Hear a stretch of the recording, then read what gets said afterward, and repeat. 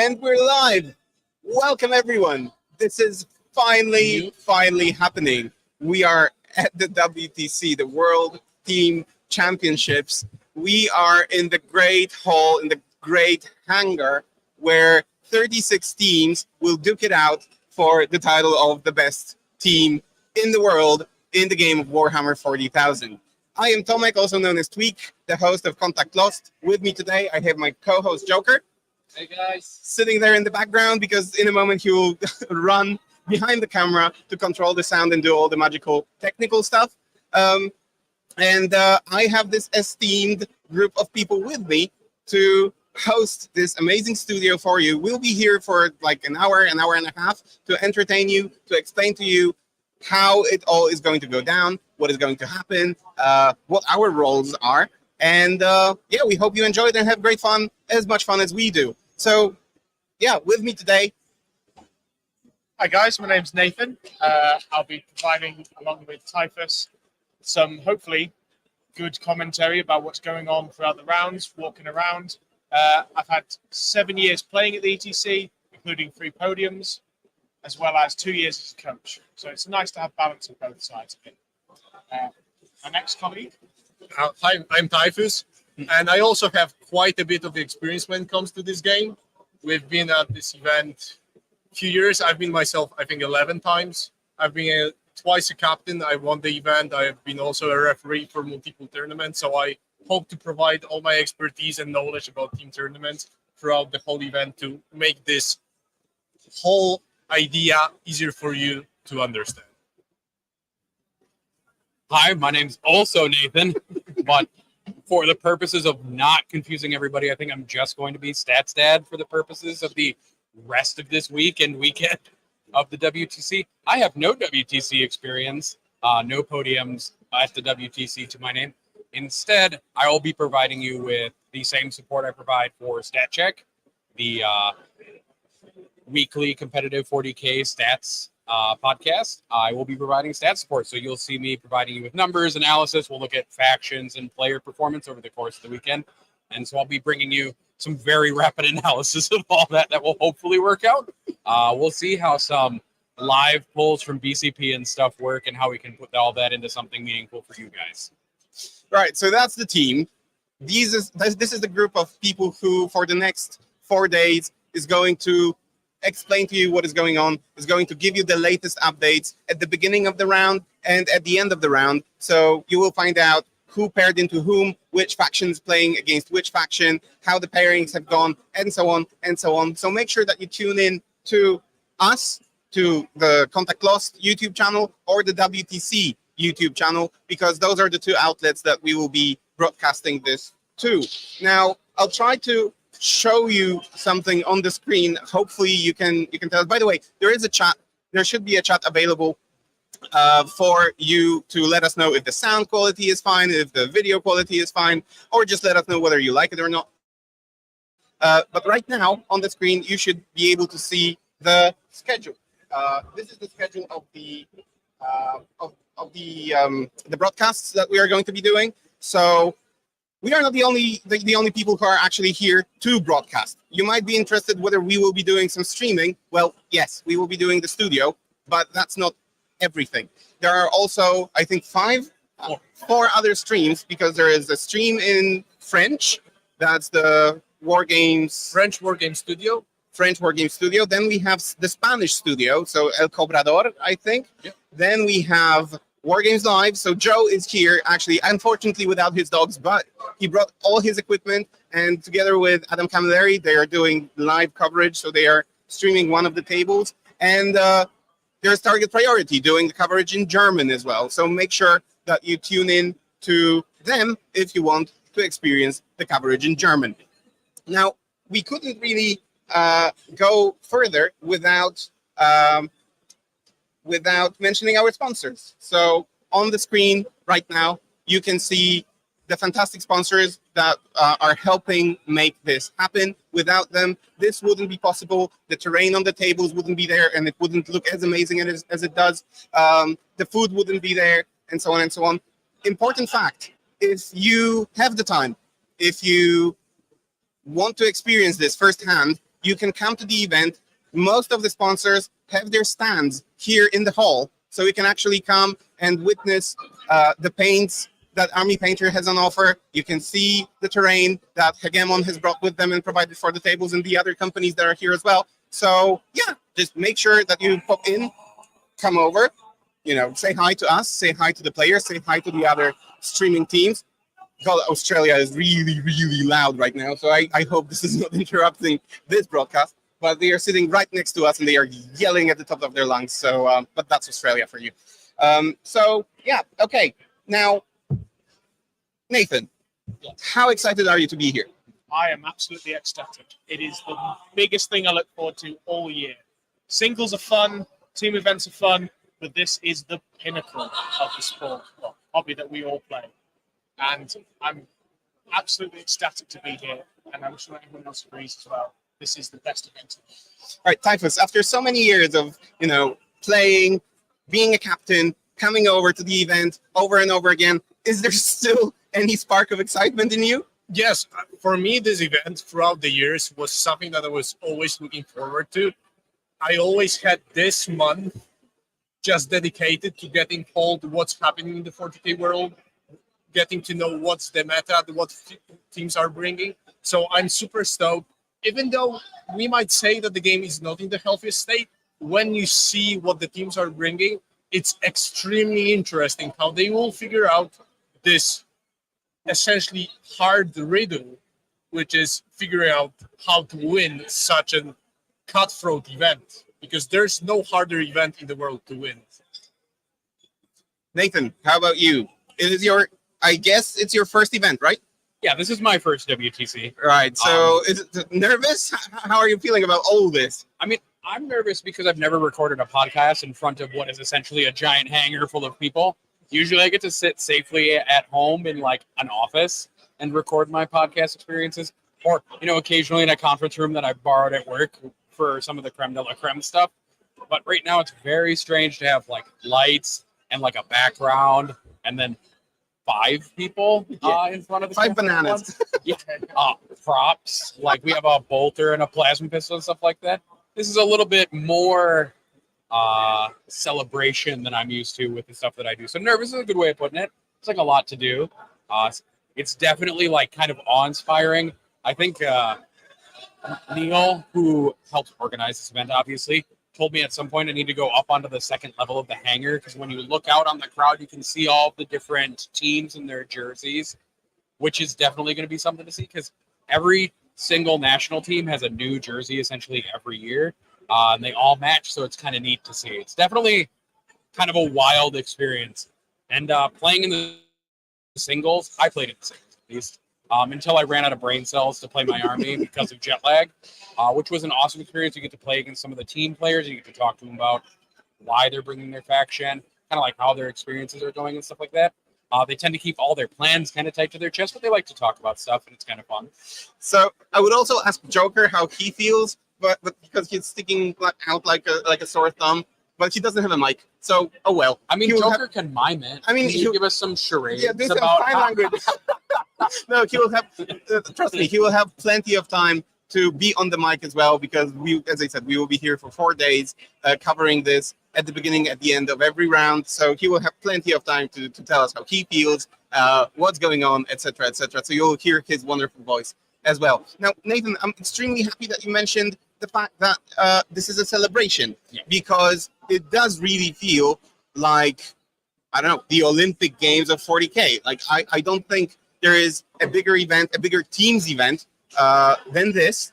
Now, maybe let's discuss a little bit, what is the situation around the world going into this event? So what is the meta like? What is the world at large? Guys, can you tell me something like, in what place is 40K right now?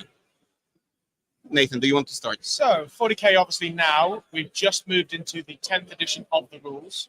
So right now it's a little bit in its infancy, and it was a bit of a mad scramble for all the nations this year to be able to figure out what the meta is, figure out what's actually good and what's not good.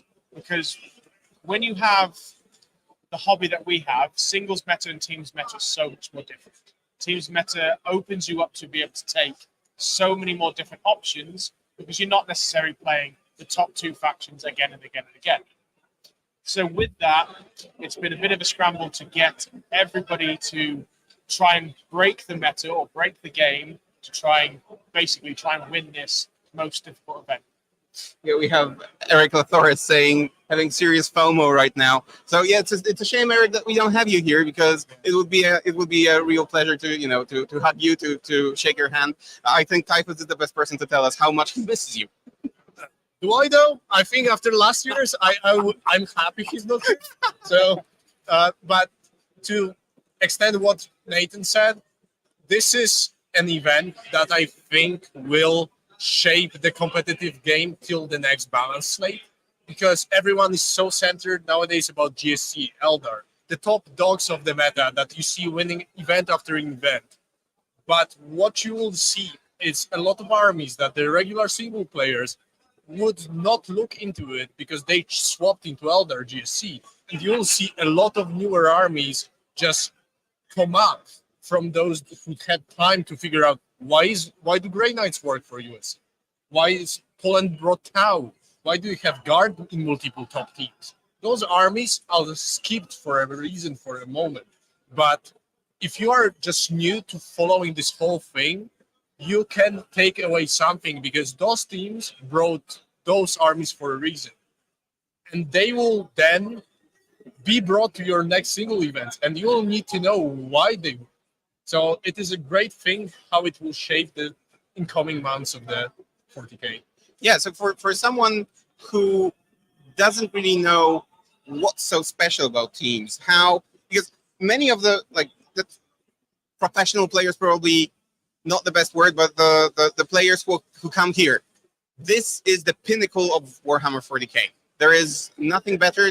Most of them even avoid playing singles, and they prepare the entire year for the teams event. So usually, if you listen to Enter the Matrix that Nathan and Typhus recorded, and Stat Check, where the other Nathan is present, you will very often hear them and their guests saying that teams, essentially the preparation for teams starts right after the event. So as soon as the WTC ends in 1 year, the preparation for the next year starts. But why is it so? Why is it that so many players prefer teams to singles?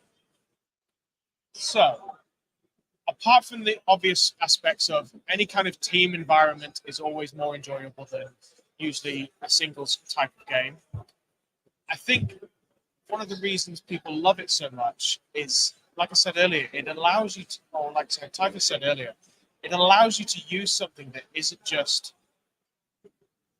the no-brainer, I have to take this to win a singles event. You can actually be creative, and you can take the way that you can do your pairings allows you to actually take something that is super extreme, or either that be super aggressive or super defensive.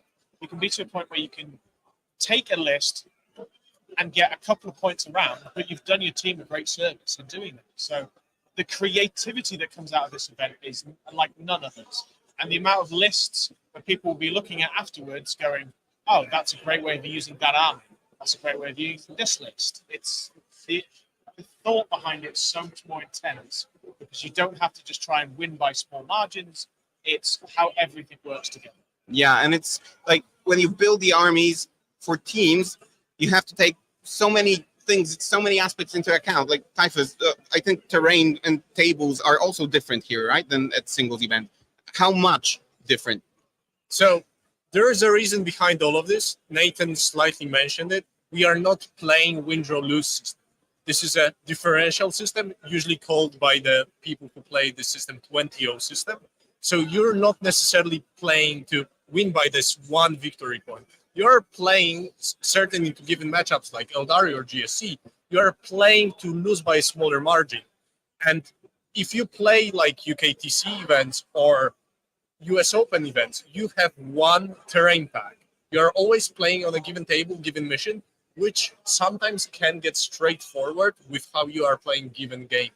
But when it comes to WTC, this year I think there's only 6 different tables, 8 tables in a given game, but 2 of them are doubled, so you have 6 different layouts. But what it impacts during the pairing is that certain armies, you can skew them, like Nathan mentioned. You can skew them so they perform better on the dance table. You might be taking like Custodes on a dance table, and suddenly they have less bad matchups. Or maybe you will be tailoring your army to play for a lower end of a draw. So in win, draw, lose, they would lose most games, like Grey Knights or Orcs. Those armies do not field great win rates. But when you account for the table choice and they can choose where the objective markers are hidden on the board, it changes the gameplay way more. Yeah. And you can tailor towards that. Have a whole process, whole team figuring that one out, which I think is the best thing about this game, because suddenly you have ideas surfacing that you wouldn't see otherwise. Right. So one good thing to probably point out is like maybe you, Typhus, or Nathan, you can explain kind of how that differential scoring system works. So how are you earning points then? Is it for every 20 points difference? Is it for every 3 points difference? Is it for every 5? Yeah, so roughly, to keep it as little as complicated as possible, roughly every 5-point differential is another point. Yeah. So to 20-0 somebody, you need a difference of 51 points. So over 50. So where you might, like Typhus said in singles, I only have to beat my opponent by a point or a couple of points. This is those couple of points. The first, is it 4 points or 5? 6. After After 6, 6, it's 11. the first 5 don't count for anything. So if you beat your opponent by 2 points, it's a 10-10 draw. Whereas now you're trying to push differential, which means you can't just sit back for an easy win. You have to try and actually push the points. I have to get my cards. I have to stop them getting primary. I have to stop them scoring their cards. Rather than, oh, he can score 91, but I can score 92, so I win. Whereas this, now it's, oh, I need to get 100, and I have to actively stop him scoring points. Yeah. So it adds another big element to the actual way you play. Yeah, and again, it was mentioned many a time in Enter the Matrix, also on Contact Lost, that building a team for a teams event like this is an extreme task, really, because you cannot just take a bunch of singles players or players performing well in singles events and build a team. I see Nathan would disagree, but we will get to that in a moment. Philosophically, there's a question, but we'll talk about it later. Yeah, we'll get there. I mean, we have plenty of time, so we will get there. Not everything at a time. But as it was also mentioned, teams allow players to bring factions that maybe would be not as popular in singles events. And the meta of an event like this will probably look slightly different than a singles event that you are usually accustomed to. Usually, mostly, hopefully. Well, to talk about that, Nathan. Yeah, Statistic Papa's going to talk about faction distributions at this Let me event. share something on the screen. So Jeremy, who is part of Team Canada as one of their coaches, put together this faction breakdown list. He's part of the Stat Check podcast, and I'm going to share it with all of you in stream. But we're going to look at kind of a summary figure, and I'll find out a way maybe to share this a little bit later where we can look at kind of the different factions that all the different teams have chosen. So on this graph, what you can see are different factions on the left, and then at the top, you can see all the countries. And then the bolded countries are the top 10 performers from last year's WTC. So you can kind of look for the top performing countries and see kind of what factions they've chosen. Now, the factions have been sorted by how many of these teams have actually taken these factions. And kind of like singles, at the top, all 36 teams, including the 2 UN teams, so 34 countries and 2 UN teams, brought Eldari, which is kind of to be expected. I think anybody who's been paying attention to the singles meta, or even who watched the Meta Watch report from GW today, kind of can see that. Second, we have Gene Sealer. Wait, before we go to the second faction, Typhus and Nathan, you've looked at the lists of pretty much all the teams. I guess you helped your own teams prepare for the event. You helped them break down what their opponents have brought. So we see that almost every single team, or every single team, brought Eldari lists. Are those identical lists? Oh, hell no. They're way different. I think some of them are Inari, not pure Eldari. So there are multiple choices, and that's the beauty of teams. You could imagine that their list could be kind of homogeneous, but that's not a thing. Even when you see those 36 armies, what we just mentioned, pushing differentials, choosing tables, certain lists will be better at doing that. So some teams brought like 20 Rave Guard, one team brought 3 Rave Knights, another team brought full Spinners and Fire Prisms. Or some teams have 3 Ravagers because they brought Inari. So there's different approaches, usually 500 to 800 point differences between the armies, but those impact how it will play and where its better matchups are quite substantial. Danny Porter just wrote Cukier Tatuś. I think it's about you. So one of the good questions I think both that Typhus and you, Nathan, can kind of talk about is, do you think that one of the key differences between like a team that's going to exit pool play and a team that's going to like make it to podium is going to be whether or not they've kind of like cracked that code on that Eldari matchup though? Like, who can take what a lot of people are talking about is like just a 20-0? Are you going to throw that somebody under the bus? Or are you going to have a list that you think can get a 15-5 or something like that? Do you think that's going to kind of differentiate us between like top 10 placings versus like the bottom 20? Maybe the ruder way to think about that, I suppose. Yeah, so this year I think it's going to be very apparent one way or another that the way you manage your Eldar list, because it is, let's be honest, far more powerful than everybody else's factions, is going to be the key to winning the event. So it's very easy to potentially, somebody puts something forward, obviously we can maybe explain pairings later, but somebody puts an army forward and you immediately put your Eldar into it, and that Eldar army goes and gets 20 points. That is fantastic, but you've actually taken Eldar out of the matrix for everybody else in the team. So the matrix opens up at that point, and you start losing all the losses that the rest of your team were going to have. So maybe a more effective way is maybe the Eldar is held in your pairings till later. It maybe takes a 15 rather than 20, but you've messed with everybody's pairings up to that point.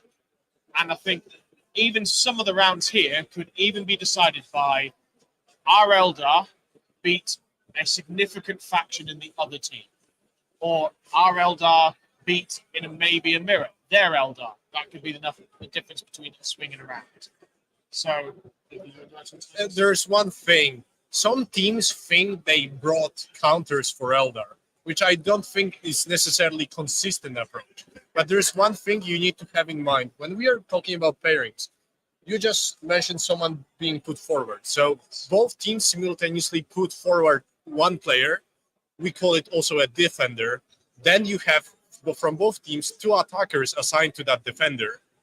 They are revealed simultaneously, and then teams in discretion choose which one of those their defenders will play against. So you unveil them, then you know who is playing. But the problem is what I just mentioned.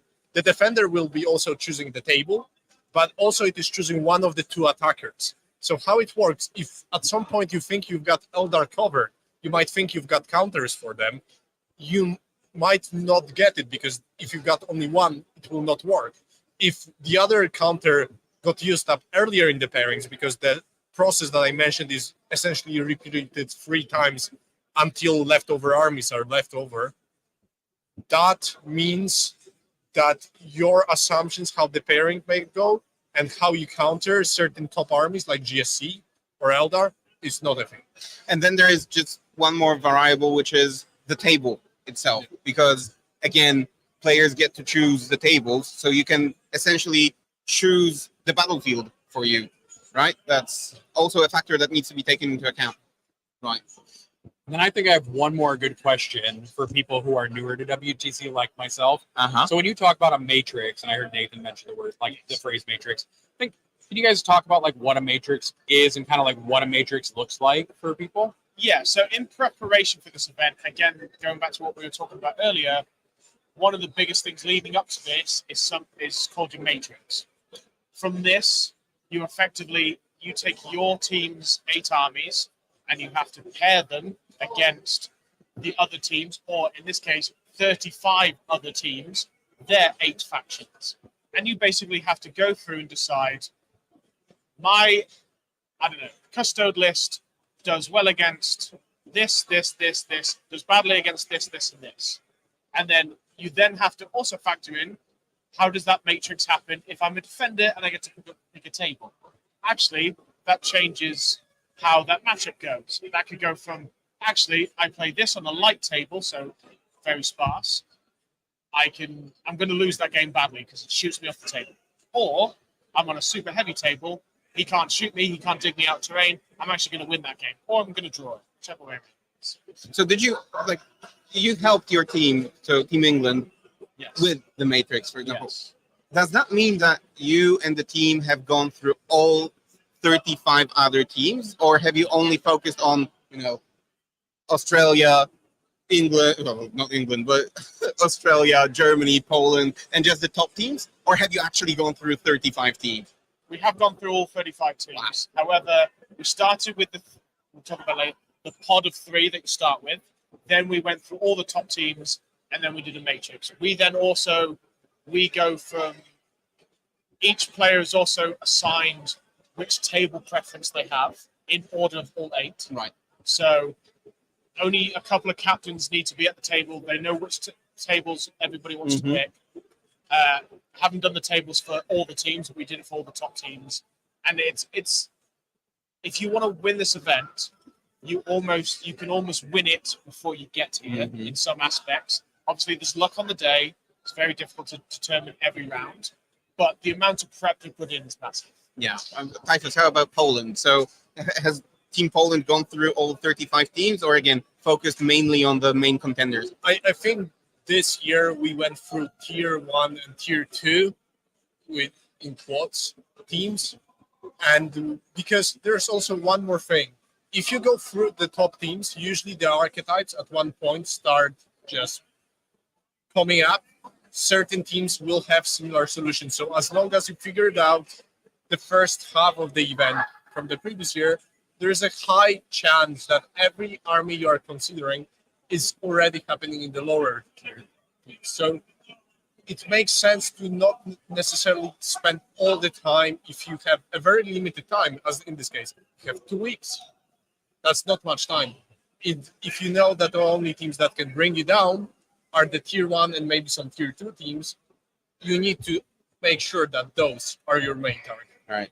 We got a little bit sidetracked here because we have 2 guys who are very passionate about pairings, matrices, and so on and so on. But back to you, Nathan. Let's talk about the meta again. Let's go talk about the meta some more. So faction choices, like I said, aren't terribly surprising at the top. So if you watched Creme de la Creme and you watch some of the stat check coverage of WTC, you kind of know from some of the interviews with WTC captains that there's a few choices that are fairly obvious, although some of the countries have done some very interesting things. So only 34 countries took Gene Stealer Cult. So there are 2 country teams that have not taken any Gene Stealer Cult. Then you have Space Marines that were taken by also 34 teams. And at least one top 10 team from last year didn't take Space Marines, which is something to watch out for. If you look at that matrix, you can see that Team Australia, in fact, did not take any Space Marines. And then once you start dropping out of kind of those top 3, things start to get a little different. So 32 teams took Custodes. Only 27 took Necrons. And then as you get further, this starts dropping more and more. And you have a lot of spots to fill. So this is where your faction choices probably get a little bit more interesting. Because after the top 3 or 4 factions, you're kind of digging a little deeper. Maybe in your country, you have a faction expert who's just really good and knows one faction super well. Or maybe you found some secret tech, kind of deep in an index somewhere, hidden in between lines that nobody's been able to find. So maybe, for example, Grey Knights, which only 2 countries took, one of them being the United States. That means something. It's possible that the United States found some secret tech. It's also possible that they didn't. Although you'd hope that a top 10 country from last year isn't like bringing something that is going to fail. But that's kind of like what this looks like. And like I said, I'll try to publish it. I don't want to go line by line through an Excel. We're going to pause for There's a team warming up. I don't know how to even call that. Warming themselves up? They're or getting themselves hyped. hyping themselves up before the game. So you'll hear a lot of that right now because like it's the beginning of the event. The teams are entering They're entering like the pairing phase and so on. So there will be a lot of like is over. So now everyone is starting to do pairings. So yeah, and they're everyone's- winding themselves up and so on. This is just you have to come here to experience this because this is unlike anything else I have ever seen. A good question, and it's very awkward because Adam Camilleri is sitting like I don't know, 10 meters away from us doing the War Games Live Studio, and yet he asked a question in the chat. But I think it's a very good question, so I'm going to read it out. Any upsets predicted for this round?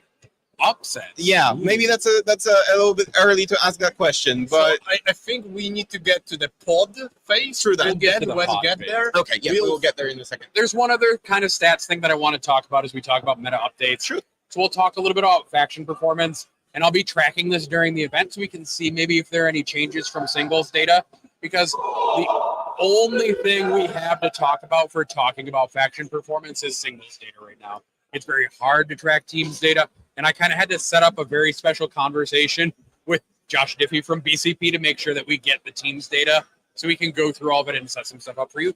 So, Tomek, if you want to go to the Next slide. Just one thing. I saw Joker just turned on a comment from an account called Adaptive Subroutines. I just wanted to say hi because this is one of the guys that we did an episode with. I think in our first season ever, which was like 3 years ago. So I remember. I hope you remember as well. Go back and check it check out Adaptive Subroutines. It's a very interesting website. Let me switch to the next slide for Nathan. Yeah.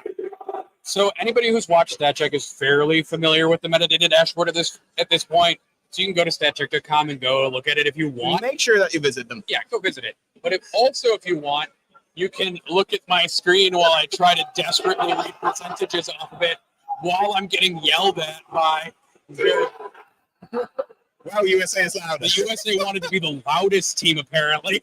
So you can see at the top kind of like at least two of the factions that everybody took almost in Eldarian, Gene Stealer Cult at 70% and 65% win rates, 3.5 and 3.94 over rep ratio. So that's the number of them over their meta representation in top fours at singles events. So you can kind of see here that some of that follows the same trend. You can also see that the meta is very top heavy in that way. And then you start to see that there's like a lot of room after that to be getting different things in, which you start to see in the faction selection from the different countries. And I know that countries only kind of use singles data as more of a guideline, right? This is not going to be the end-all, be-all of using stats to guide faction choices and what you're picking. Especially since actually Typhus and Nathan, you both mentioned it, singles and teams are different. And did you guys look? Do you guys know if either of your teams looked at singles data when they were kind of picking factions or singles lists at all? When you were looking for factions, at least in Poland, we didn't have singles data yet. Okay. So the new edition released, so we didn't even have time to look for it. So we were going through our own gut, and surprisingly or not surprisingly, we have came to nearly the same conclusion as the data is showing. So, Nathan? For Team England, it was more of a case of we were testing every army as they went along. It became apparent lots of factions were a lot better than other factions. Yeah. You could get to 3, 4, 5 factions, and then the last few were less. So when you pick your last few factions, especially, like what are you kind of looking for in a faction when you pick those last few factions? So sometimes it's can you think of an answer to a problem? Okay. So do you have a problem with Eldar? Do you have a problem with GSC? Do you need to take answers for those? When you start looking at doing, like I say, a mock matrix, you then look at it and go, so for example, we picked like 12, 13 armies and started doing a matrix with each other. Hence, kind of which ones look like they have a better matrix overall. So it ends up being you have to either take armies that solve a problem against armies, or you take an army that solves a problem in your pairings. For example, I need a put forward army, or I need an army which is going to go and get points for me. Yeah. So yeah, it's difficult when you get down to the last ones, where you have to really start thinking about either trying to be smarter than the meta or how to beat the meta. Okay. Typhus. Yeah, I fully agree. Okay. I like it. I have nothing to I add. like have when to- both of our WTC experts are kind of like, yeah, that makes sense. Yeah, I mean that's why they are experts. So maybe it's. I mean, is there anything else about the meta that we want to discuss specifically, or is it the time now to go into the? I think it's the time now to skip some of the trend stuff. We're not going to look at trends, although I prepared a slide for trends because I wanted to bamboozle you all with numbers because that's my favorite activity. Yeah, you can look at that. There's your summed things. We're going to skip it. Just skip that slideshow. I just looked at it and I'm like, "Ugh." As a data person and a scientist, I kind of love numbers, but there's a certain point where I want to stop reading Excel sheets at you and making you look at graphs. Although I'm not going to lie to you, after every round, I'm going to bamboozle you with numbers and graphs some more. I mean, I'm sure there is a bunch of people out there who are waiting just for that. So yeah, I mean, we have to. There's no other reason to bring. I'm just kidding. But I think it's time now for us to go to look at the groups essentially, Yes. and to have a look at and maybe answer Adam's questions as well, like potential upsets. And Because so on. now looking throughout the whole, I know you cannot see it, but we see groups of two teams just huddling each other via pairing tables, and they are very grouped into few 16 tables, 18 tables throughout the whole event. Right. So I'm loading this on the screen right now for you.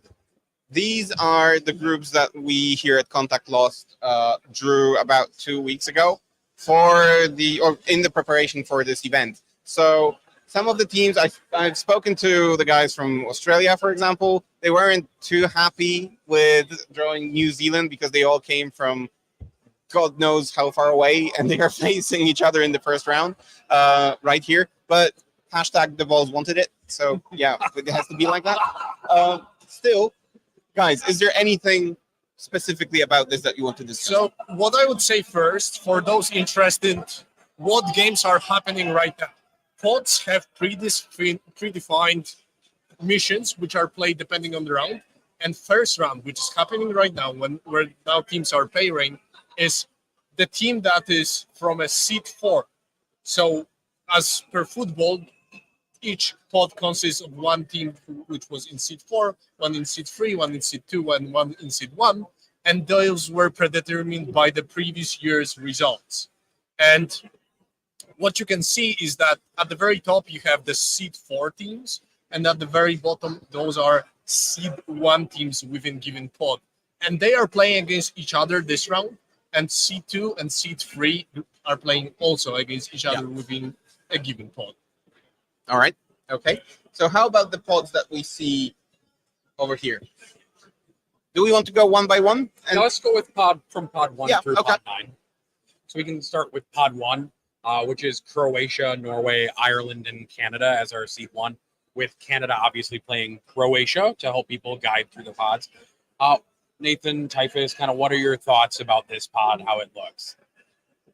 I think Norway will be a black horse in that they've changed their team. They completely swapped their players. They've been performing quite well. They were winning TTS events in Poland that they took part in. So they are a team that completely changed their whole image, and they come guns blazing because they want to prove that they are not the drunkards that just want to have fun. They want to show that there's some fire in their team. So when you look at this group, I think Norway, I wouldn't be surprised if it came second out of that group or even scraped away from Canada. I want to say that Team Norway are the nicest people that I got to meet over the weekend. They gave me a yoga mat during singles, and then they also gave me hydration tabs. They also threatened to give me a neck fan at one point to keep me cool during the event. I say threatened because they were basically burying me in kindness all weekend. And if it so happens that they don't win the event or their games, at least they are going to win in the flag competition, as far as I know, because They do have the biggest flag. One of them came up to me and said, "We bought a flag that's bigger than the U.S. flag, and it's supposed to go on like a 36 or 40-foot flagpole or Yeah, something like so that." they are moral winners already. Nathan, do you have any thoughts on this pod? For this pod in particular, I probably couldn't name a pod with nicer teams, to be honest. Obviously, everybody knows the Irish are absolutely fantastic. For gaming ability, they're a bit hit and miss sometimes. Sometimes they're fantastic, sometimes they're not. But they're obviously in pod 2 for this year. So the Norway-Ireland game should be both the friendliest and quite competitive round. And I think that could maybe determine who actually finishes second or first. This is an interesting round for this round of the event. I think this will be the one that can be the biggest upset between like tier 2, seed 2, and seed 3. So I wanted to ask about Canada, because Canada was in the pot number 1, I think. But they came from last spot, so they were 9th last. Yeah, but do you think that for them specifically, this was a blessing or a curse? Do you think that it's going to help them, go out of the group, that makes their, I don't know, strength of schedule any easier because of being seeded like that? I think seed 1 doesn't necessarily mean it's going to be easier and harder. It depends which team of different seeds you get. Because you can get a team that was just in the middle of the pack last year, so a seed 2 team that was the lowest in their own seeding group, or you can get Spain. Yeah. Which was, and that's a wildly different experience, because one of those teams can, for example, we never won against Spain on TTS 8v8 games. There's as a Polish national team. So I think there are some teams that you should look for. And Why don't we go to pod 2 then? Let's transition to pod 2. Yeah. Pod 2 is one of the 2 UN teams, UN 1, Luxembourg, Switzerland, and Germany, whose team captain we interviewed for the purposes of Creme de la Creme, who is very confident going into this event. Extremely confident. So I know that confident Typhus that he almost placed at fell in least love. one bet that he managed to get convinced into. We'll see how that bears out. What are your thoughts, kind of, Nathan, on this pod specifically? So this one's obviously United Nations teams. Is this one the Malta one or the? Which one's you? I don't know. I think A is the one. This is the one that has AdMech on it, and then A is the other one. Right. Okay. I can't remember which one it is. Doesn't help. I know. Yeah, so I the can't UN remember either anymore. UN I'm teams sorry. are basically a mix of people who are. I think we got to the point where we have 34 nations. So to make the pods easier, we added 2 effectively groups of teams. Both of them this year are predominantly one nation, but they have a decent amount of lurks in them to make up the full amount you need for a team. But for the actual pod, so UN teams usually are a little bit weaker because obviously they don't prep the same way as the teams. Luxembourg, lovely, lovely guys. I think they have the best shirts, but they are coming on leaps and bounds every year. Switzerland, again, always a perennial, aiming for that top 10, very good team, very, very well organized. And then you obviously have the mighty Germans, who, again, are one of the favorites for this event. I would still expect Germany to come out of this pod without much of an issue. No, not without much issue. And also, I think quite importantly, we can discuss it later, is how many differential points you come out with at the end. Yeah. And that this is a good pod for Germany to come out with a lot of points to take through to carry.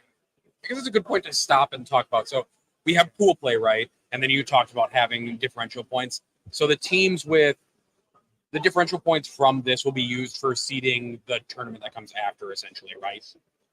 Yes. So the highest ranked will be playing the lowest ranked in battle point differential points between those, right? Yeah. Okay. And before we go further, I just wanted to ask, the UN teams, they are built up of, well, mercenaries, right? Yes.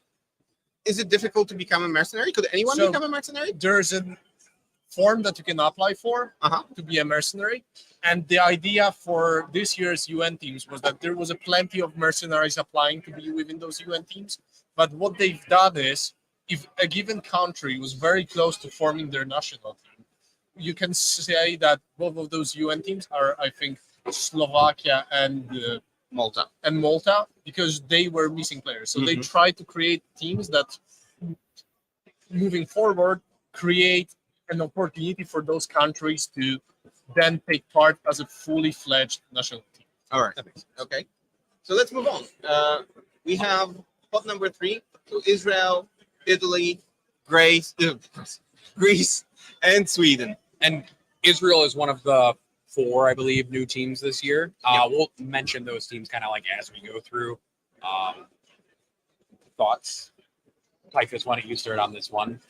So I think this is another pod that can be more touch and go. I don't think there is a clear-cut winner. Sweden came very, not even confident, very cocky this year. Oh. So whenever I see a team like that, I always have an inner smile like, are you though? So we'll see. We'll see. I think this is a team where there's one of the better seed 2 teams in, and by that I mean Greece. And also Italy, as far as I do remember, is the best seed 3 team. So I can see this pod also not going with a full 3 wins for Sweden. Maybe there's a draw happening, but we'll see. I think Italy-Greece also is a very interesting matchup. I think that one can be very competitive. There's one more good question, kind of self-informing our audience. How do you decide who wins? Is it also differential? How do you tie in one of these situations? So, like we discussed earlier, we have the sliding scale 0 to 20 system. You have 8 games, so a maximum score of 160. To draw the round, it is the 10 points in the middle. So between 75 and 85 is a draw. So to win a round, you need 86 points. To lose a round, it's 74 and below. I think another important thing to note is here, a win is worth 2 points, a draw is worth 1 point, and a loss is worth 0. So actually, 2 draws is the same as a win and a loss. So that sometimes when you do in the final standings, does actually make a big difference. So it is possible to actually win the event with a draw? Yeah, it's actually very uncommon for a team to actually go max wins. Mhm. I think only 4 teams in history of the game of WTC went and completely winning all of the games. All right. Okay. So then we have Pod 4. Pod 4 has another one of our new teams, which is Cyprus, Northern Ireland, Denmark, and then the United States. Nathan, kind of what are your thoughts on this pod? Yeah, so again, don't know much about Cyprus, but obviously they're here for the first time. They'll get used to it. It's a stepping stone for them. Northern Ireland have got their act together over the last few years. They've historically not been fantastic, but they're way more organized now, and they actually have a solid group on the team who are consistently at our home nations and those kind of events. Denmark had a rough year last year. A lot of the team changed, but this year it seems to be back to a lot of the regular players that they had in previous years. And in, say, 2019, 2018, and 2017, Denmark were one of the best teams. They were top 5, 2018, they were second place. and they used during those years when there was basically Germany and Poland, they were one of those teams that could scrape Yes. away points They would against get the points off big teams. Yes. And you had to pair into them going, it's going to be very tough. Yeah. I'm still going to say that I am rooting very strongly for Cyprus. I might be biased because we did an interview with them, but I'm really always rooting for maybe not even the underdogs. I don't think they deserve that because we don't know if they are the underdogs. At this stage, I think with this meta, with this new addition and so on, anything could happen right now. So it could turn out that Cyprus beats, the top seeded teams perhaps. And I really hope that happens, that, that we have those positive upsets. This feels something targeted. like that. This feels targeted, just like Nathan forgetting to mention the United States. I was getting there. Oh, yeah. USA's in there as well. That's it. I don't need to say it. Anyway, no. That's fair. That's No, fair. Again, lovely guys. One of the favourites. I would expect them to come out with at least 2 wins and a draw, probably 3 wins. But I think with teams like a new team like Cyprus, don't know where they are, and then Denmark, who are back to the original stage, they might not come out with the same points they had. I think that's fair. All right, let's move on. Nathan, I would like you to read out the You name want of me to read out?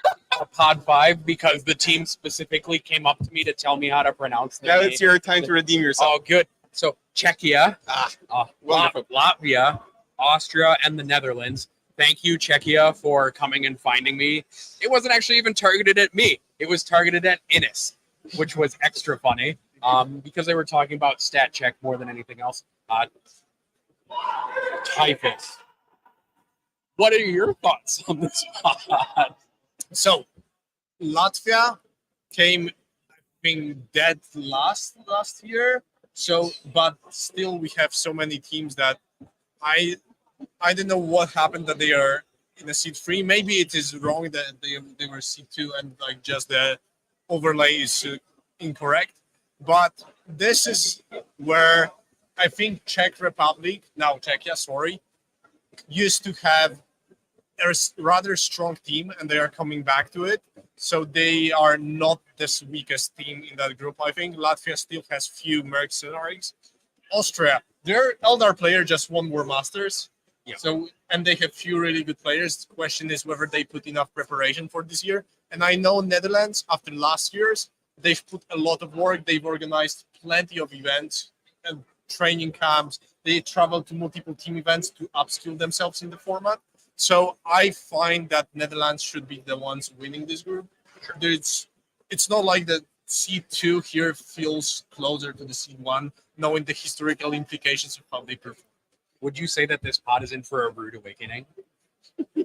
Why? Nice.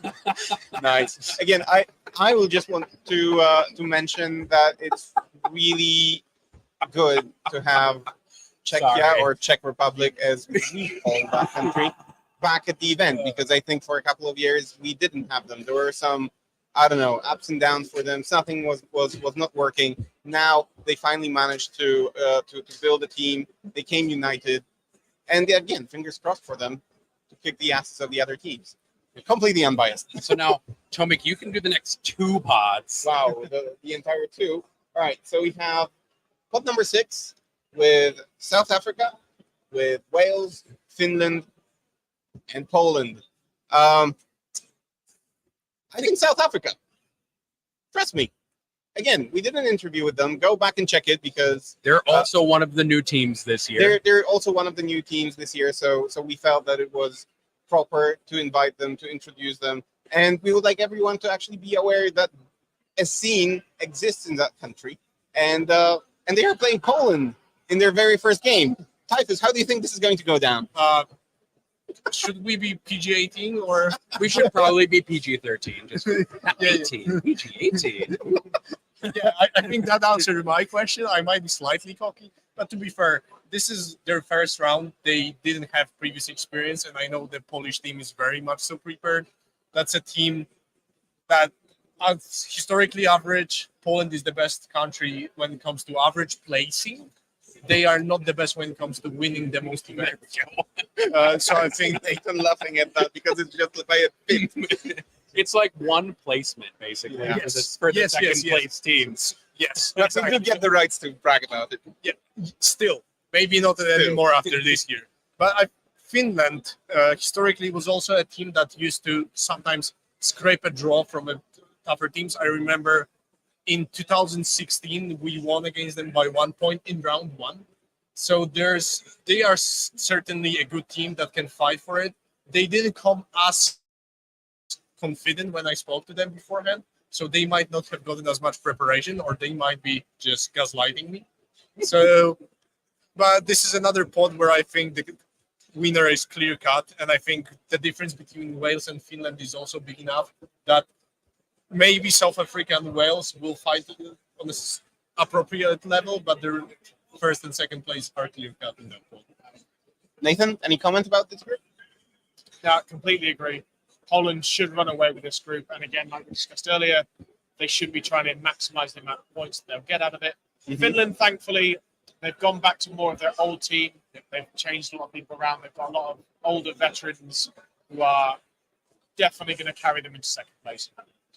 All right. So since we've ended this pod with you, let's start the next one also with you. So pod 7, we have United Nations A, which is the second United Nations team, Iceland, Scotland, and France. Right. This one is the fun one. So Explain. we have, again, United Nations, who, again, predominantly one nation, but have mostly mercs. Then we have Iceland, who have had some bad finishes, but they are quite heavy on the UK tournament scene. A lot of the team come over, and they've gone on to be very, very effective at getting to the latter stages of UK tournaments. So they've got this fantastic base in their team now, where they're going to start pushing to be in pod's second stage, and then ends. You've got Scotland again, a little bit.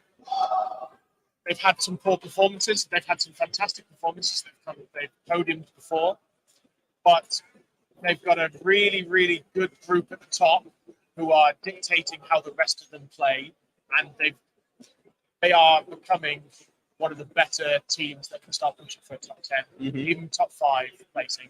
And then you have France. Again, they have podiumed before. Very, very, very good team. I would say they're a dark horse favorite, potentially. Yeah. But I think that's one of the more open pods where I'm not sure I can pick a winner from that. And there is also one spicy thing, because Iceland and Scotland are sparring partners, and we're preparing together for the whole time. And right now. And they are playing right now, so that one is also spicy, because they shared all the information, and they were together preparing for France as well. So I think they want that pod to go completely wild. Yeah, but on the other hand, I mean, it wouldn't be surprising if Iceland and Scotland teamed up against France. But if you think about it, France, again, we did an interview with them for Creme de la Creme, so go back and listen to it if you haven't, because it's really, really insightful. But just to reveal a little bit from what was discussed, France is probably one of, if not the most invested teams into teams. So they have a league, like the first league, the second league, and the third league, all about teams, not singles. So they focus on this really, really, really a lot. And then they have like the entire system built around it to select the team, to select the players, and so on. I don't think any other team at this event has such a complex, but at the same time comprehensive way of selecting the team to represent them internationally. They're probably the closest thing to what I'd call like a full esports setup for their league. Pretty and much. They're also as well funded as an esports league to get their team here and like well supported. Yeah. I think they're one of the teams that brought like a personal chef and stuff like that. We And- joked with their captain that they probably have enough money to afford a branded bus at some point. So I have kind of some expectations that that team could do very well based on the support kind of that community has created. Yeah, absolutely. And again, a reminder, if you are interested in Team France's games, the stream, not War Games Live, French Wargaming is there to stream in French. I know that they will be focusing French games, so make sure that you follow them. They are one of the partners of the WTC, so go check them out. Moving on to Pod 8, I guess. I guess I should take the last two since it's only Go on. fair. Pod 8 is Bulgaria, Romania, Spain, and England. And I'm going to let Nathan and Tyvus talk about this in a second, but when I first looked at this actually looks like one of the pods that might have two teams that probably belong as top-seeded teams in Spain and England, and it could end up with them probably like beating each other up quite a bit. And we'll let Nathan go on this since this is England in this one. I got Yeah. Poland. You should have England. Yeah, 100%. So I actually think this is Sorry for the Australia. New Zealand and Australia have just finished their pairings, and that was the hyping up of Australia. That Yeah. was the chat. right. Before I was rudely interrupted by Australians. Sounds like a thing that just happens. Yeah, that's pretty common. So yeah, we've got Bulgaria, Romania, Spain, and England. Bulgaria is another new team this year, but again, they have taken a couple of teams to our English team events every year, and again, they've been one of the better teams there. So they have a breadth. At least our teams are normally 5-mans, so they obviously have a very good base for their team, and they're playing England right now, and I think it should be quite a tough round. Romania, again, decent team, struggled a little bit last year, but kind of in the position where they are. Spain and England. Either of these teams could win this pod. I'm obviously going to pick England because I'm biased completely. But it's very much a case of we are going to play them in the most difficult round. So that mission choice makes it much more difficult to see who's actually going to win the round. All right, Typhus, your feelings about this group? So I agree with Nathan. I think England, pound by pound, has the best roster skill-wise at the event. But Spain used to be a dark horse, a team that would be very hot or not, depending on what's happening at the event.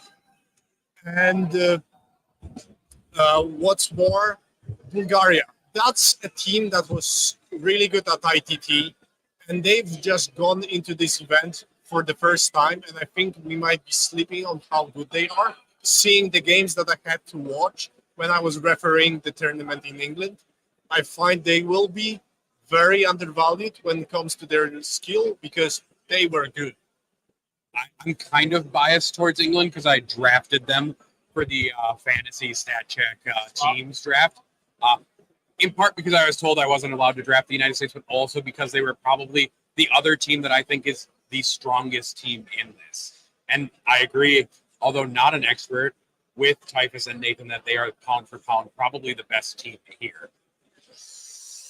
England, not the United States. Yeah, that's a big argument. Yeah, it's arguable because you get into some very subtle differences, right? Yes, yeah. And then Pod 9, New Zealand, the last new team, Portugal, Belgium, and then the team that keeps rudely interrupting us, Team Australia. Typhus, let's let you start with this. So there's obviously reigning champions. So no surprises there. They brought another fantastic team. They again brought completely wild beasts. So what we could essentially expect from them. But then we have New Zealand, who's playing them round one after traveling 25,000 kilometers. Not great, but this is, I think, interesting matchup. But what I think is the biggest potential upset within this group is Belgium, because Belgium has one of the best players we have in the world, essentially, in Liam VSL. But how it works is Belgium are super prepared. They prepare for their best team they have in the group. They prepared really well for us last year when they drew Poland round one. And I think this can happen again, and I know for a fact they spend so much time preparing for the mission when they play Australia, that one might be a surprise. Nathan, what do you think? Australia or New Zealand? Australia. Australia should win. I think I was talking to one of the New Zealand players, and they felt they would be happy if they went 4-3, 3-4, that kind of position. But there's a lot on the line there. I believe we talked about. They came up to and talked to us earlier about which one of them invented pavlova. So that's on the line here. New Zealand brought a pavlova from New Zealand that they had made in New Zealand. Smashed in a box. So apparently that's on the line. But yeah, all jokes aside, it should be a fun round to see how that gets on. So do you think that, and it might be a naive question perhaps, but do you think, Australia and New Zealand, as I mentioned, they travel a very, very long distance. All of them probably jet lagged, all of them possibly tired. Many of them have played in the War Masters as well, so that might play to be a disadvantage for them. Do you think that Belgium has the advantage of their own turf, that they didn't have to travel far, they are well rested? Do you think that might actually mean something? If this was a more physical sport, yes, I would definitely agree. I think with war games, we can maybe get away with it a little bit more, hopefully. And for the fact, they've had time. Yeah, a lot of the teams that had a long travel arrived here on Saturday, Sunday, so they had time to accommodate and adjust. So I don't think this is much of a factor because they had time to make this a non-factor. I also think these teams are a lot of the teams this year seem to have brought a lot of support staff along, right? To make sure that the teams are well rested. They brought some of them recruited data scientists for their matrices. Some of them have personal trainers. Some of them have chefs. Some of them have people who are just here as runners. Or if the United States, you brought a whole nother like 50 people. They didn't really bring 50, but you know, there's like, it seems like to me, and I don't know, Nathan and Titus, if you agree, there's like a lot more support staff being brought these last 2 years, and like teams are making kind of more of a concerted effort to like support their team members in a lot of different ways during these team events now. There's a lot of focus on enabling the players to perform at their best. All right. Okay. So, I think we are slowly coming to the point where we want to interview a guest. Do you think we can fetch someone? I'll go for one. Yeah, okay. We're going to go fetch Diffie. Diffie. We're going to go fetch Josh Diffie from BCP. But while we're waiting, and because I think this is always fun, I'm going to ask a bird question. And Nathan, you get to answer your first bird question. So when I talked to Team England, I asked them this. Who do you think wins in a fight? A New York pigeon or a London pigeon, and why? Ooh. I'm actually going to think about this. Right. I've been to both. I think a New York pigeon has it. Oh, wow. A London pigeons, they're getting fat these days. And there's too many tourists and they keep getting fed and it's not great. Now, if we're talking New York rats, they'd win against everything. That's fair. But yeah, I'm going to go New York pigeon. I'm going to go New York. Then the second question that I asked is who wins in a fight, a NASCAR fan or a soccer hooligan from England? I'm going to go soccer hooligan because I've seen NASCAR fans and you could probably just run around them for a while. Yeah, hooligan fans, they're there to fight. I'd imagine the NASCAR one's probably pretty drunk in that one. So I'm going to go soccer hooligan. Hello. So Welcome. this is Josh Diffie of Best Coast Pairings fame, who is here to talk to us about Best Coast Pairings. Thanks for having me. And then I'll ask you a bird question at the end. So why don't you tell us a little bit about BCP and kind of how it's supporting the WTC and stuff like that? Sure. So Best Coast Pairings is the official tournament software partner for the WTC. So all of the pairings and army lists and all that jazz is Logos.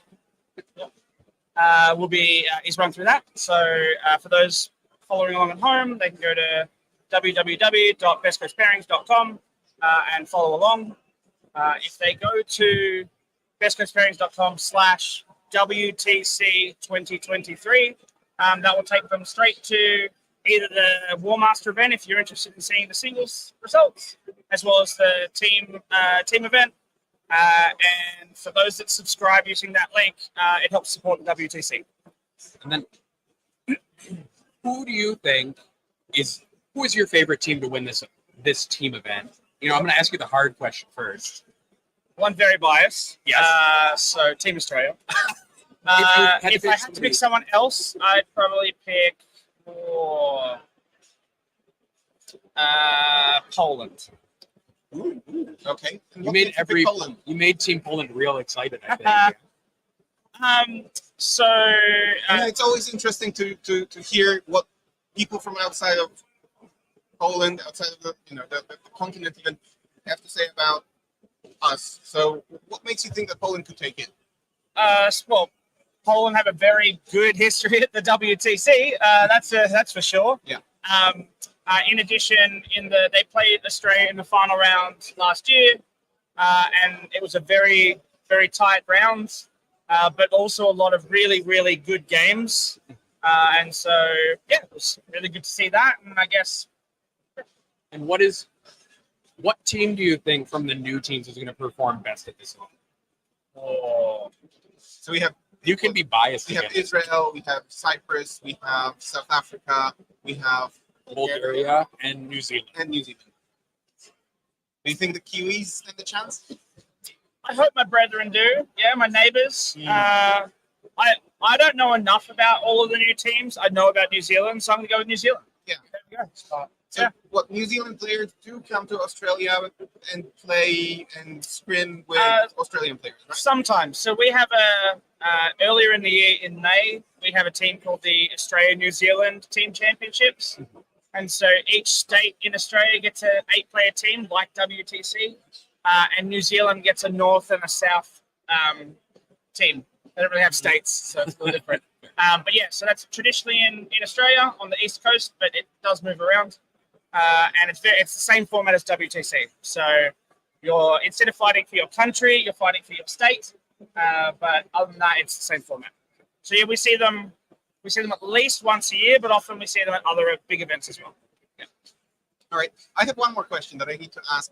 And this is because I'm from Poland and because you've just won the hearts of Polish fans because you said that Poland is going to take it. Please subscribe. Well, that's what I'm going with. I guess I want to go with the question. So Poland is a country that still is experimenting with different systems, different rankings, and so on and so on. How would you convince them that BCP is the one to actually go for it? So from a best coast pairings perspective, so we try to be as versatile as possible. So we're used with well over 50 different game systems, so card games, tabletop games, and so we've got a lot of different features within the site that helps it be flexible. So if you're an event that likes to do the big 2-point differential style like WTC, we have that. Traditional battle points, we have that. One of the things that we're doing for the Games Workshop events is specifically the 40K is a more detailed scorecard, but not too much. Yeah. It's obviously Not like a full scorecard. not a full scorecard, but being able to track things like mission. Did they use a gambit, which is just a tick box? All right. But then, I hear that some people might like stats, and so Just a few. I might have gone up to Diffie like between things like, hey, instead of me wandering the floor like trying to take sneaky pictures of pairings and things like that to run back to my table, do you think you could help me with some stats stuff? Yeah. So we, I'm aware there's obviously other systems out there, but we definitely have the largest pool of tournaments worldwide. And the more we can get in there, the more information that then becomes readily available, and it's free to use. So, And I think it's also prevalent. I don't know, correct me if I'm wrong, but I think that right now, the world of 40K, the world at large has grown a lot. Like there are players playing in all parts of the world and so on. But also we have different media outlets like Complex Plus, but also StatCheck, Art of War and so on. Goonhammer writing about those events. But mainly, I think the easiest access to data from events and so on would be through your app, right? we definitely have a lot of the large events. So, like especially from the UK and the US and Australia. That's not to say that there are some large French events that aren't using best pairings. But obviously, the more that's in there, the more it's available to then do some of that analysis. And it's fairly convenient to pull that data from this right, as well. I mean, if you work with Diffie, it is convenient. Yeah, I'm asking you because you do it on a regular Most people don't like it when you scrape their website a massive amount of data, including best coast pairings. I do like one of my favorite things that came out of that new tracking stuff that you said from the detailed scorecard was some of the gambit data for singles. 3% of players were taking gambits, and then 7% of those were successful, or something like that. Yeah, which means it's not a huge. It's a very small number, but and it was just one event. Yeah, so it's just interesting. As I said, the more we get in there, then the more that becomes. Well, I mean, that is a critical thing. So for those that want, people who have seen the MetaWatch articles that have come out and the different win rates and percentages of the various factions. So Best Coast Pairings provide a lot of that data to Games Workshop. So the more data that's in that's more than just America and the UK metas. All right, so everyone knows that not Yeah. Not all the same army lists get played everywhere. Obviously, they're the big bads, but different people come up with different ways of beating those, and so the metas are different where you are. The more data that's in there and that Games Workshop can see, and then obviously then use that to hopefully provide better either balance updates or whatever. Yeah. The better. Yeah, I guess that's it's a amazing. feature question while we're here. Are we good for 10th edition? I know I'm just going to drag you in multiple directions at the same time. So we have the drop-down menu for factions right now. Are we going to try to get a detachments drop-down as well? Just put a mind worm in your brain. You could probably look at something like that. I don't see that being too difficult. Probably. And you guys can watch me live on like a stream, like bother Diffie with new options requests. I'm a gamer. I'm a ref. Yeah. I'm a web developer. Working for Best Case Pairings has meant that I've been able to work on a hobby project that's no longer a hobby. Yeah. And so it's fantastic. So I love hearing different feature ideas. Sometimes we take them on. Sometimes we put them in the big long list that it might be down the bottom that we'll get to one day. And others, are fantastic ideas, and we try to put them in.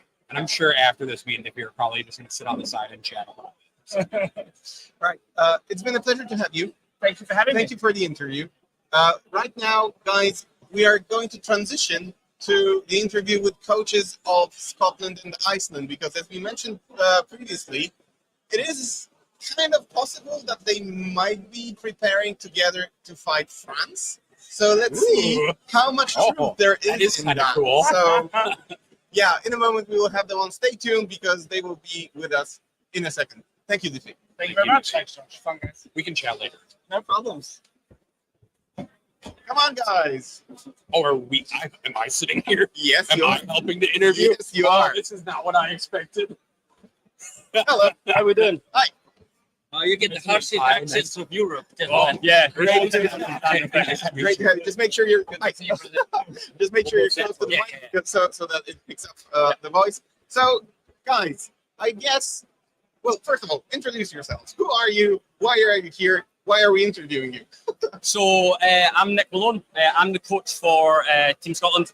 The reason we're here is because for when 10th edition was coming out, we kind of decided, okay, we're not like the big teams. It'd be good to be able to cooperate a little bit in terms of trying to unlock the secrets of 10th edition. So between ourselves and Team Iceland, we decided, okay, well, let's cooperate together. There's a lot of teams going to be here. The chances that we're going to play each other are quite small. So let's just bash it out. So we created the Discord. We did tons of analysis on the armies. We did a lot of reps. A bunch of the Team Iceland guys flew over to Scotland and played some games. We did a lot of prep together, a bunch of stuff. And then we drew the pods. And we got Team Iceland. So we're playing Team Iceland right now, round one. Fantastic. I mean, in terms of, it's a great way to start it. We all know each other. We've spoken a ton over the past few months, so it's been a great way to start the tournament. We know each other. We kind of roughly knew what was going to happen in terms of pairings and stuff. And I think both of us probably feel fantastic going into it because we know the other team. There's not really a surprise. Right. So I wanted to ask about that exactly. Like, after playing together so much, talking on Discord, analyzing this, blah blah blah. Are there still any surprises, or are you best friends but just having a fight right now? I think it's a small nation thing where it's a healthy competition, but it's really important. And that's what growing scenes Scotland has in Iceland. Yeah. So now it's about building up and building up. Of course, we're going to beat your ass, so that's going to be guaranteed. Mm-hmm. So confidence level is very high. But I think it's always small communities built up together. Mm-hmm. Yeah, we're moving the mic closer. Exactly. But small communities built up together. They don't do it in separate pools in that sense. So, and we just had to draw something. We draw lessons, so it's going to be a really good match. Yeah, it's going to be great. Yeah. So did the pairings go according to plan or not so much? Like, again, I know that you probably knew what the lists potentially are going to look like, but the pairings, matrices, and so on, this is always something that could go a little bit awry, maybe. So, again, did you get what you want? We did. We were quite happy with how it went. Well, in terms of the pairings, our two captains actually did multiple practice sessions of just pairings. So even in terms of that, we kind of knew what to expect as first drops and things like that. From our point of view, we're comfortable with the pairings, but end of the day, it's a dice game. Anything could happen. So, but we feel good going into the round anyway. Yeah. All right. I think it's like a binary system. Either it's going to go this way or this way. So it's just lots of pairings. But I also think like maybe first turns are going to be something that could be like a factor. Yeah. It's never like a super disaster, but it might push it one way or the other. And like, if people are preparing to like go big on the last turn or not, to hold back and things like that. And I think that's what player skill comes down. It's like that's like the moment where you go like, ha, and like scoring as much as possible and fuck off. Yeah. So I see that Nathan is choking for a question. First, why don't you introduce yourself? Yeah. And then I'll ask my question. So I'm Christian Blundal. I'm from Iceland. Better late than never. Yeah, I TO from a tournament in Iceland. We have regular RTDs like every month, and then 2 big GTs, and been doing regularly. I'm also really old, so I came in the original team to Serbia. So where we played twice and ranked the last place, win one most honorable opponent both times, and like 3rd place in painting. So that was a pretty good time. And Chilton was up, like fond memories for us old people that have been there. And then my question for each of you, and Tyson, you can start first with the answer, is do you have a most exciting pairing that you were looking forward to seeing the results of from this round? Like top table is Jökull and Innes. So like can't walk away that.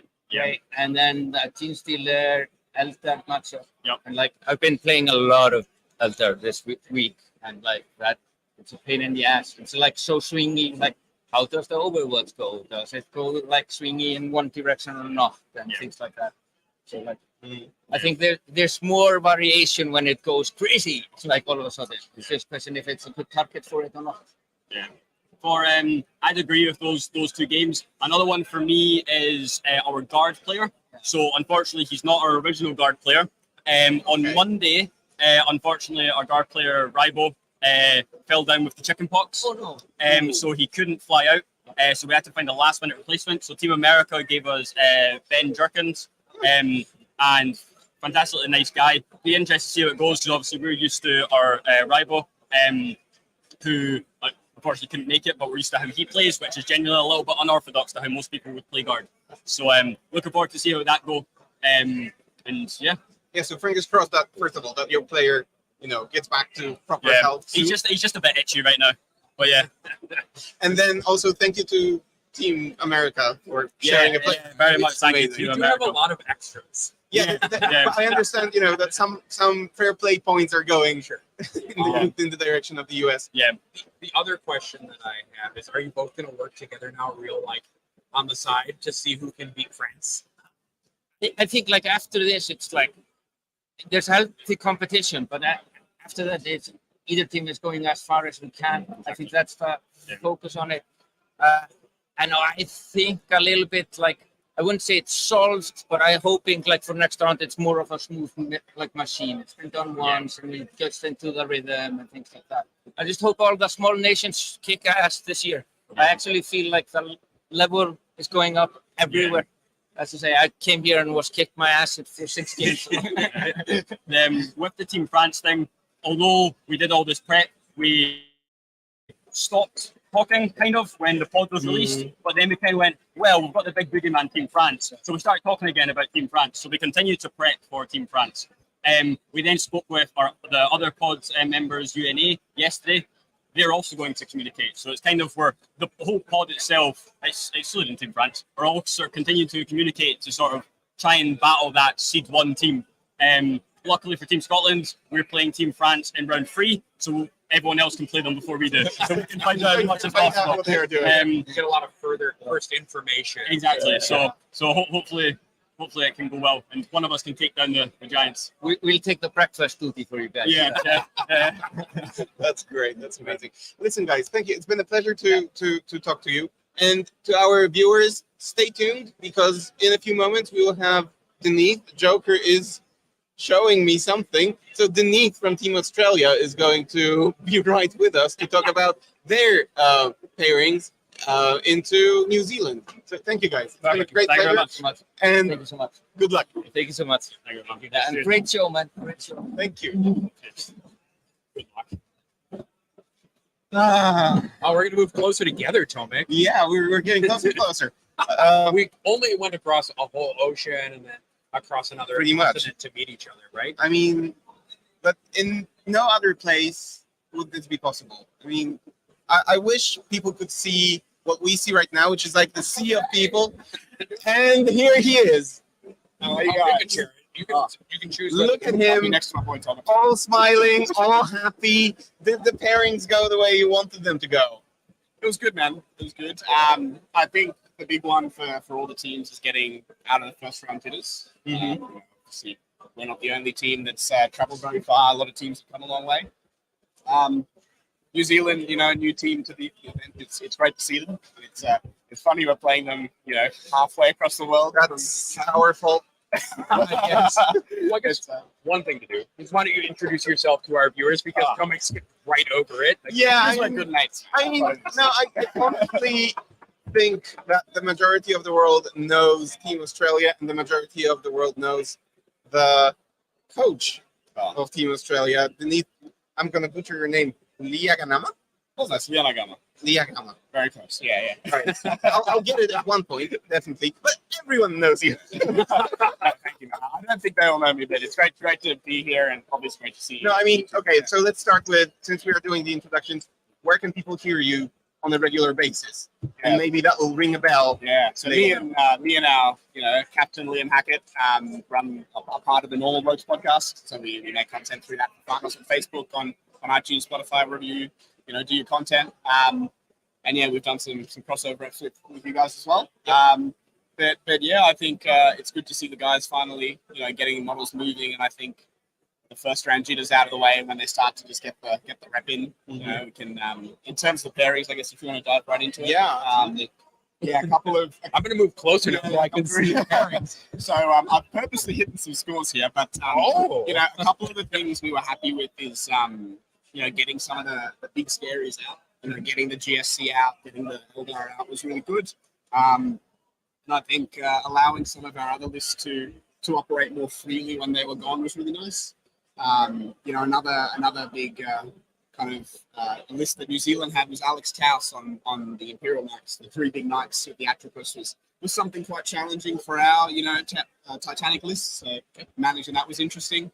I think we've got some pretty good predictions for the rounds, and now it's, I guess, the players' turn to deliver and see how it lands. So do you have a pairing that you think is the most exciting pairing for you? And then what do you think is maybe a questionable pairing, one that you're kind of worried about? Yeah, look, I think the data shows Imperial Knights versus Eldar is very much in favor of the Eldar. I think that's what, is quote unquote common knowledge. We got that matchup with our Imperial Knights. So we're keen to see how Will goes. Will just came out of, he got to the shadow round of singles with Custodes. He played a grand total of one game with that army before, so he's a bit of a magician. So we're keen to see what he does with an army that he's got reps on. And really interesting one that we haven't seen much of is how our CSM goes into Deathwatch. A lot of teams took Deathwatch. I'm really excited to see how it goes. So, Why don't you tell us a little bit about your CSM list, just kind of like and the Deathwatch list that it's going into in a second. Yeah. So Jeremy on the CSM.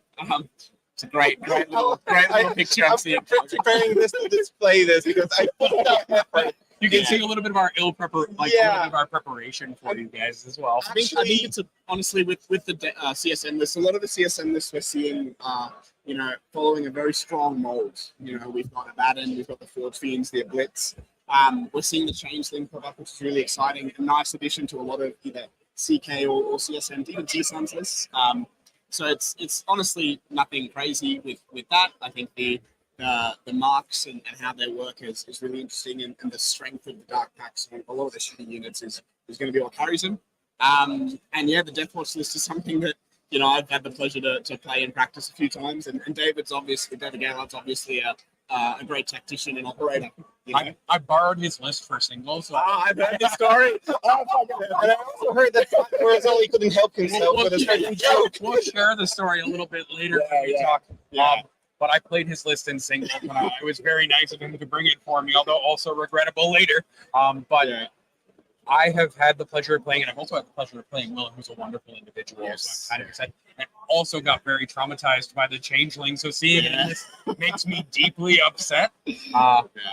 Which I guess I'll share that story. I was playing into one of the Team Netherlands players and moved a Proteus kill team forwards to do something extremely important. And the changeling turned off my Proteus kill team shooting, and then also proceeded to turn off its combat in the following phase by me failing a battle shock test. My goodness. So I have some deep trauma when people say they're bringing the changeling and like stuff like It's that. just you just can't predict when that 6 picture. So, Yeah. no, it's going to be exciting, and I think one of the cool things about coaching, obviously for me, it's quite rewarding and satisfying that we're getting front row seats to this. Oh, yeah. You know, honestly, we're getting front row We have seats the to the best best seats in games the house on the too. planet. Yeah, so that's super cool, and I'm keen to see it. So, in preparation for this event, I sent out a request to the captains of all the teams to fill in a certain questionnaire with some info about the players that we, as the studio, could use to, to add some spice to the conversations and so on. And I had this brilliant idea that perhaps we should create cards with players that you can see on the screen right now. Some of our teams gave us some very interesting player pictures, which we've been enjoying on the side. Yeah. To young Eric on the shoulder of Alex there, that's great. So what's up with having a French guy on the team?